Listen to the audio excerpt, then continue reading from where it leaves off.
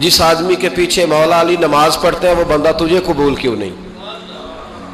जिस अबू बकर सिद्दीक के पीछे वो नमाजें पढ़ते हैं तुझे क्यों नहीं कबूल? जिस उमर के वो मुशीर बनते हैं तुझे क्यों नहीं हजरत उमर कबूल? और जिस उस्मान गनी के बारे में मौला अली की ये राय है कि इमाम हसन और हुसैन को तलवारें दे के हजरत उस्मान के दरवाजे पर खड़ा करके कहा बेटा यहाँ खड़े रहना, कोई दुश्मन उस्मान के करीब ना आने पाए। तो जिस उस्मान के हजरत अली मुहाफिज हैं तुझे वो उस्मान क्यों कबूल नहीं?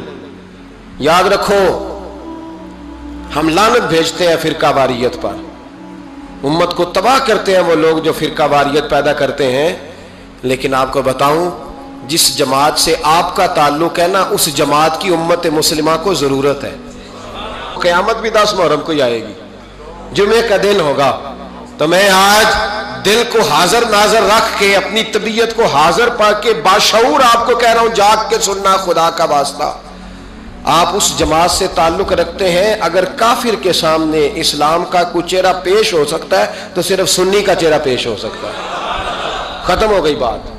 वरना कोई सहाबी का बेअदब है, कोई अहले बैत नबुव्वत का, आज मुझे कह लेने दो, खोल के कह लेने दो। लोग दलीलें देते फिरते हैं, कहते हैं जी एक वो पेंट कोट वाला मौलवी है, उसने ऐनक भी लगाई है, दाढ़ी भी रखी है, पेंट कोट भी पहनता है, उसने जी 1500 बंदा एक दिन मुसलमान कर दिया, एक दिन 1000 मुसलमान कर दिया। पर पता है वो बदबख्त कहता क्या है?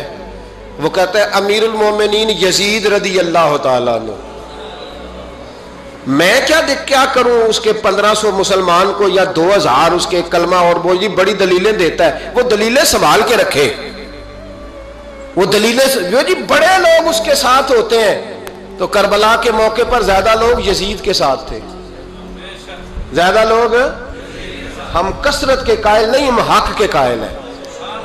हम अब छोड़ दो बात, दलाइल की तरफ आओ। अजीब तमाशा है।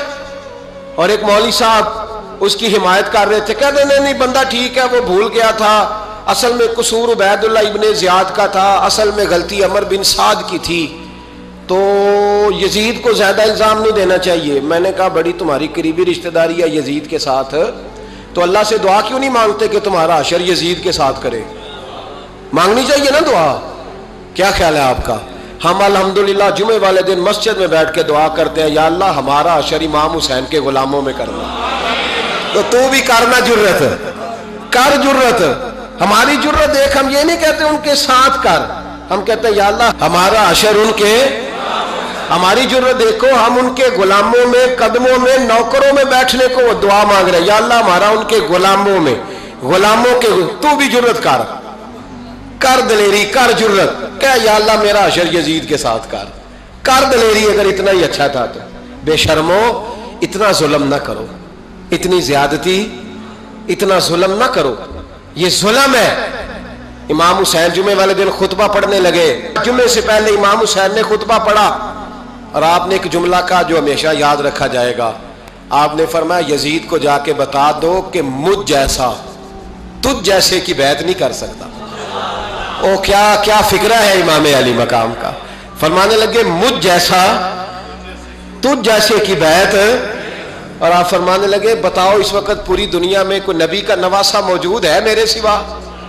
हजरत आदम से लेकर मुस्तफ़ा करीम तक इस वक्त पूरी दुनिया में कोई नबी का नवासा है?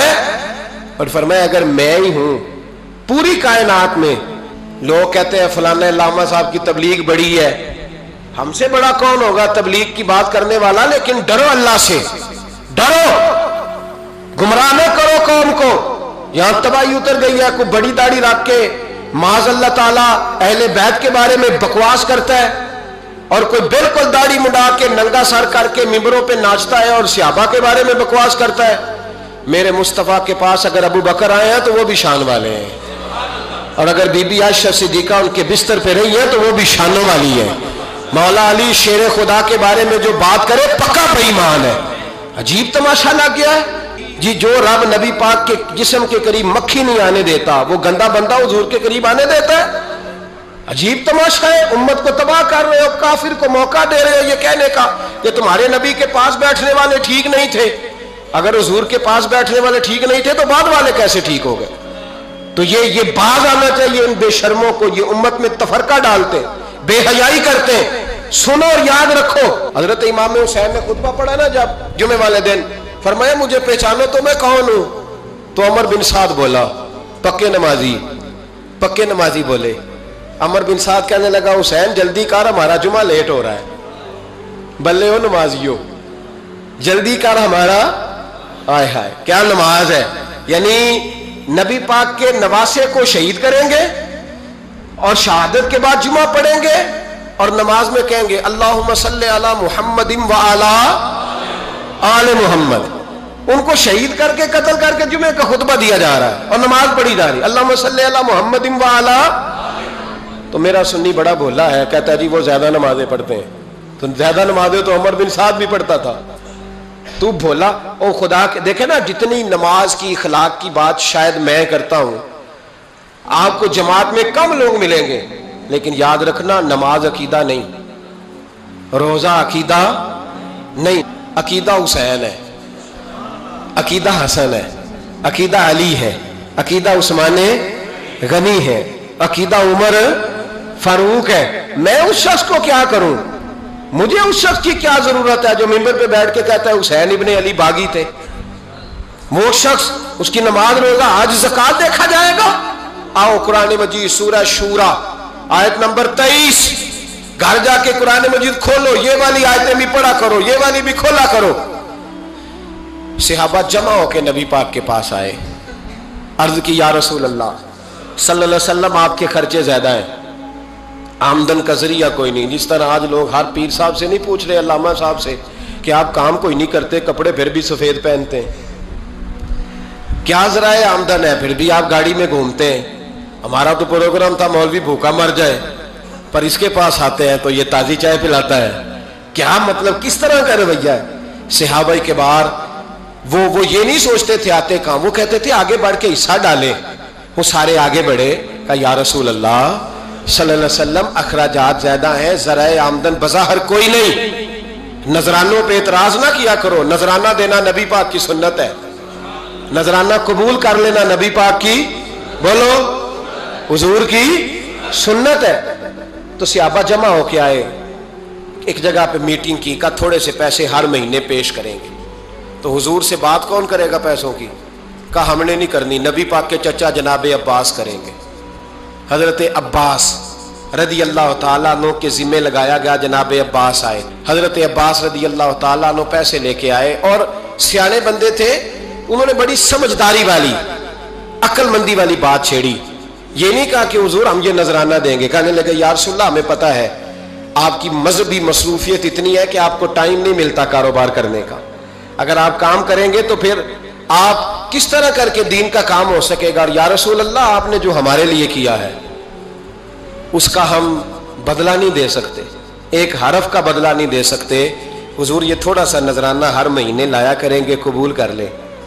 نبی پاک کے سامنے رکھا ہی تھا کہ اللہ کا قرآن بول پڑا، کا کل لا اسألکم علیہ اجرا، محبوب ان سے فرما دو کہ میں نے تمہارے لیے بڑی تکلیف سہی ہے، پر میں تم سے کوئی اجر نہیں مانگتا، تم سے کوئی اجر نہیں مانگتا، ہاں اگر تم نے کچھ کرنا ہے الا المودۃ فی القربى، تو میرے قریبیوں سے پیار کرتے رہنا، میری ختیجہ سے پیار کرنا، میری عائشہ کا ادب کرنا، میرے قریبیوں کا احترام کرنا۔ یا رسول اللہ ازواج تو گھر میں ہے ہی، قریبی کوئی اور بھی خاص ہے جس کا ادب کرنا ہے؟ تو نبی پاک نے فرمایا ہاں علی، فاطمہ، علی اور فاطمہ کی اولاد، فرمایا ان کا ادب کرتے رہنا، اس کا مطلب یہ ہوگا کہ تم نے میرے ساتھ بڑا ہی اچھا سلوک کیا ہے۔ کہا ان کا ادب کرنا، جناب علی، سیدہ فاطمہ، اور دونوں کی ان کا ادب کرنا فرائض دین، اہل بیت کا ادب کرنا فرائض۔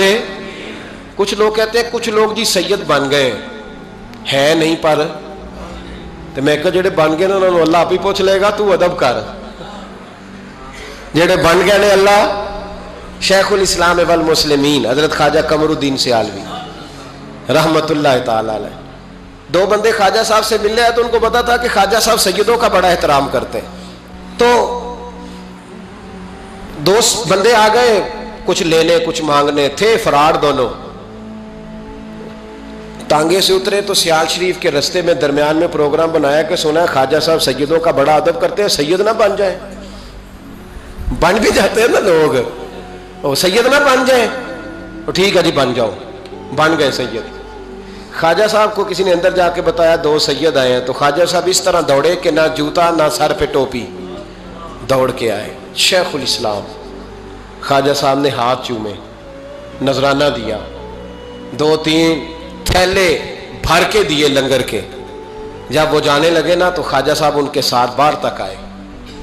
جہاں انہوں نے سید ہونے کا پروگرام بنایا تھا وہاں تک ساتھ آئے، ان کو روانہ کیا. ان میں سے ایک بندہ خود ہی بول پڑا، کہنے لگا حضور یہاں لوگ دروازے تک چھوڑنے آتے ہیں یا گاڑی تک؟ نہ دروازہ نہ گاڑی، آپ درمیان میں رخصت کرنے آئے، سمجھ نہیں آئی. تو خواجہ صاحب فرمانے لگے تم یہیں سید بنے تھے، یہاں تک ادب کرنا ضروری تھا. یہاں تم سید بنے تھے، یہاں تک ادب کرنا، پیچھے تم سید نہیں ہو تو میں کیسے ادب کروں؟ جہاں تک تم سید ہو وہاں تک ادب کرنا. اور میرے اعلیٰ حضرت نے عقیدہ دیا، کہنے لگے تیری نسل پاک میں ہے بچہ بچہ نور، تیری نسل پاک میں ہے بچہ بچہ نور کا، تو ہے عین نور تیرا سب گھرانہ نور کا. تو میاں صاحب نے اس کی وضاحت بھی کی. میاں صاحب سے کہا حضور ادب کرتا کون ہے؟ سارے تو ادب کرتے نہیں. تو میں دور نہیں نہ جاتا، پرانے محدثین نہیں پوچھتا، یہ کشمیر میں میاں محمد بخش صاحب سے پوچھ لیتے ہیں حضور ادب کرتا کون ہے؟ تو میاں صاحب فرمانے لگے اصلا نال جے نیکی کریے. کنہ نال؟ اصلا نال جے نیکی کریے تو وہ نسلہ تاک نہیں پھول دے. ہاں بے اصلا نال نیکی کریے تو پھول کنڈیاں نال تول دے. بے اصلا فرمانے لگے جو اصل ہوگا نا اخلاق کا، کردار کا، خاندان کا اصل، وہ ہمیشہ مصطفیٰ کے صحابہ کا بھی احترام کرے گا اور اہل بیت نبوت کا بھی ان کا ادب کرے. سنیں نبی پاک نے کیا فرمایا. ترمذی میں حدیث ہے، نبی پاک نے خطبہ حجت الوداع دیا. لوگ ہمیں کہتے ہیں نماز روزہ حج زکوٰۃ اس سے آگے نہ جاؤ. حضور نے خطبہ دیا، فرمایا میں تمہیں 2 چیزیں دے کے جا رہا ہوں، اگر تھام کے رکھو گے تو گمراہی تمہارے پاس نہیں آئے گی. یا رسول اللہ کون کون سی؟ فرمانے لگے ایک میں تمہیں قرآن دے کے جا رہا ہوں، دوسرا اپنا خاندان دے کے جا رہا ہوں.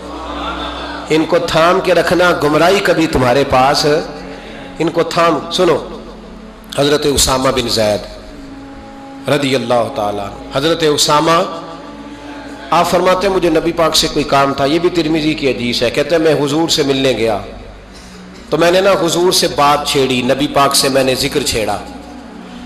جب وہ بات میں نے کرنی شروع کی نا تو حضور نے چادر اوڑی ہوئی تھی، بکل جس کو مارتے ہیں، کہتے ہیں چادر اوڑی ہوئی تھی. تو نبی پاک کی نا چادر میں 2 چیزیں حرکت کر رہی.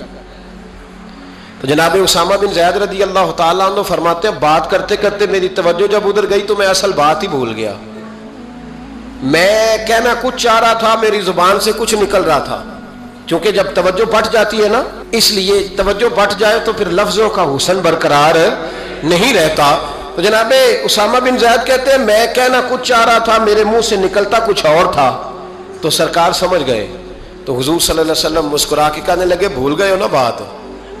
تو میں نے کہا حضور بھول گیا ہوں. تو کہتے ہیں میں بھی ان سے کب سے کہہ رہا ہوں کہ باز آ جاؤ، لیکن یہ نہیں آ رہے. کہتے ہیں میں اور پریشان ہوا کہ یہ کن سے حضور کہہ رہے ہیں. تو نبی پاک نے چادر مبارک کو کھولا، ایک بغل سے امام حسن نکلے، دوسرے سے امام حسین نکلے. یہاں بھی ملا پریشان ہے، بڑی ٹینشن میں ہے. کہتا ہے جی ہر نانا ہی اپنے نواسوں سے پیار کرتا ہے. تو میں نے کہا بے وقوف، یہ عام نانا نہیں، یہ وہ والے نانا ہے جن کے بارے میں اللہ کہتے ہیں وما ینطق عن الہویٰ ان ہوا الا وحی یوحیٰ. فرمایا میرے محبوب اتنی دیر تک بولتے نہیں جب تک میں حکم نہیں کر دیتا. تو امام حسن اور حسین کا پیار بھی اللہ کا حکم تھا، اس لیے ہو رہا تھا. فرماتے ہیں جب نبی پاک کی بغلوں سے وہ دونوں نکلے نا تو میں نے حضور کی آنکھوں میں چمک دیکھی، نور دیکھا. اور جیسے بندہ کسی سے پیار کرتا ہے تو چہرہ بھی بتا نہیں رہا ہوتا.